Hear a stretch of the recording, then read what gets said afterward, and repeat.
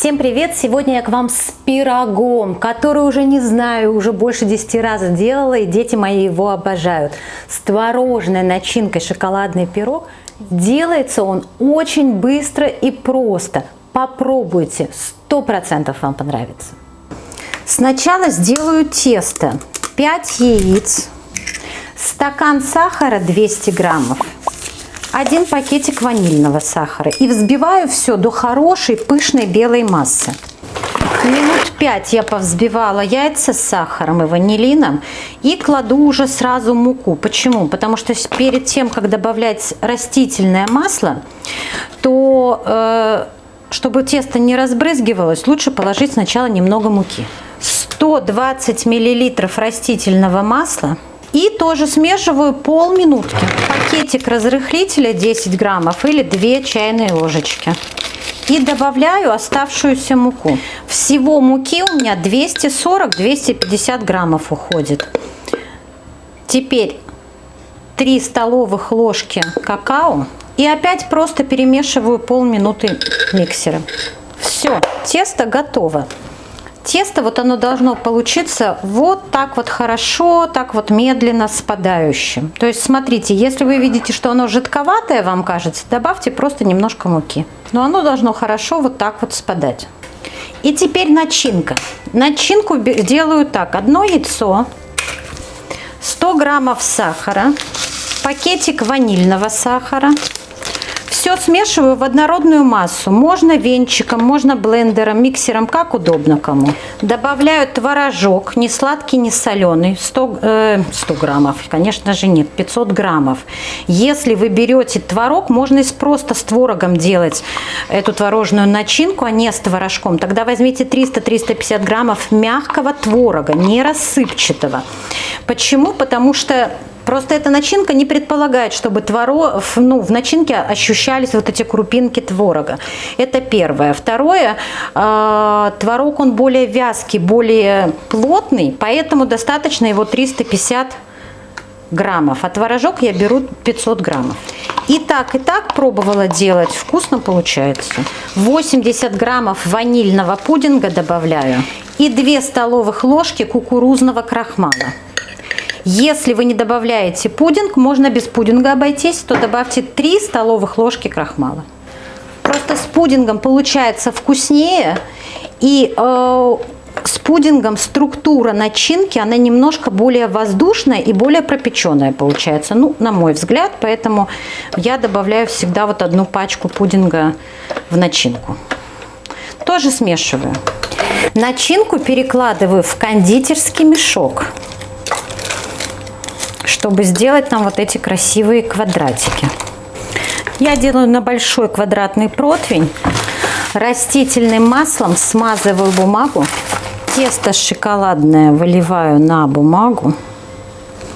Разравниваю вот по всей поверхности. И творожной начинкой рисую квадратики.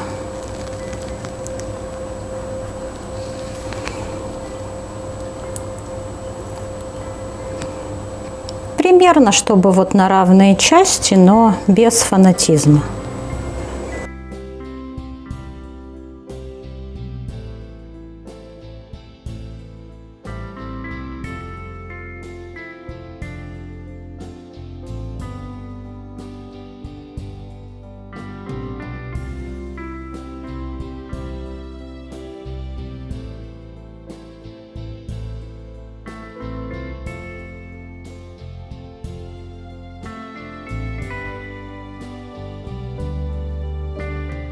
И ставлю в духовку 180 градусов 45-50 минут, возможно и час. Как я проверяю? Вот шоколадное тесто нужно проверить зубочисткой. Зубочистка сухая, все, можно вытаскивать. Ну, остальное уже, естественно, должно зарумяниться.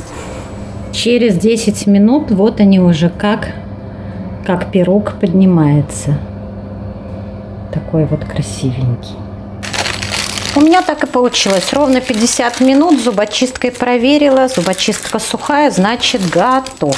И вот он сам даже раскрывается там, где творог. Вот на такие квадратики я его и буду резать. Немножко даю ему, конечно же, остыть. Вот обрезаю края, посмотрите, какие даже края красивые получаются. Можно из них такие вот палочки сделать. Нарезаю именно вот на квадратики по творогу. И вот смотрите, какая красота получается. То есть тесто, оно само распределяется, как ему подняться. И получается и красиво, у меня прям слюноотделение, очень вкусный пирог на самом деле.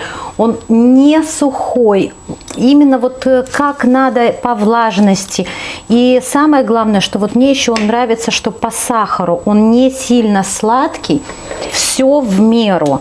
Я этот пирог уже делаю, не знаю уже который раз, и от него вот все в восторге. Но хотела сказать, что если вы будете пользоваться именно творогом, то творог нужно взбить венчиком или миксером прям вот до такой вот творожной массы, однородной. Тогда он получается вкуснее, нежнее и, ну, действительно, просто лучше получается. И целая вот горка получается с большого противня. Очень вкусный, необыкновенно нежный, мягкий. Он вот во рту прям тает. Я вот не просто так сказала в начале. Это самый популярный пирог.